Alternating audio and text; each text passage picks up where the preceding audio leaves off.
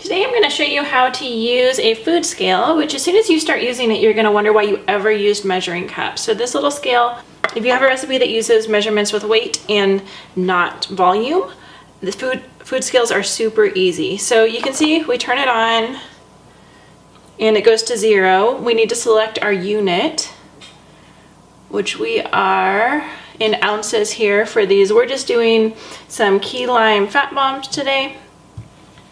And so you can see we're doing this in the food processor, but if you put this on here, it's all like funky. And so we don't want to do that. So what we're going to do is we're just going to add another plate to stabilize it. And then we're going to put this on.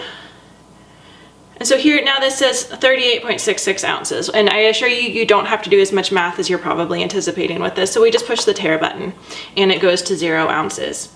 And so from there, we are going to do 8 ounces of coconut cream. And this is, you know how hard it is to measure this stuff in a measuring cup. So we're up at 4.69 ounces. So you can see that now that we're at 7.58, so we're going to start going a lot less until we get just to 8 ounces.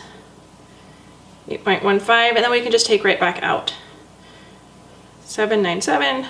You don't have to be quite this exact, 8.08. We're just gonna leave it at that. So we're less than 1/10 of an ounce off, which I'm okay with. If you wanna be exact, you can keep going back and forth until you get to exactly 8 ounces. And so after coconut cream, we need 4 ounces of coconut oil. So we're just gonna hit the tare again. It sets it to 0.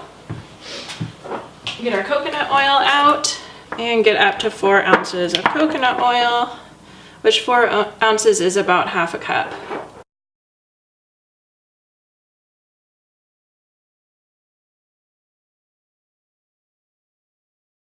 $4.09. And again, we could split hairs over that measurement, but we're just gonna leave it. 4.09 is good.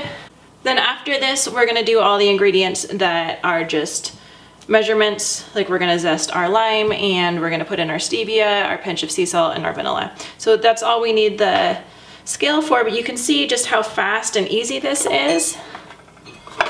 And then at the end, if you want perfectly divided portions, you can weigh your individual portions and get an accurate macro count. I hope you found that helpful. I love sharing tips with you, so if you could comment below if you have any questions. I try to reply to all of my comments. And if you could subscribe by clicking over there, I always love to bring you new content. So thanks, and bye for now.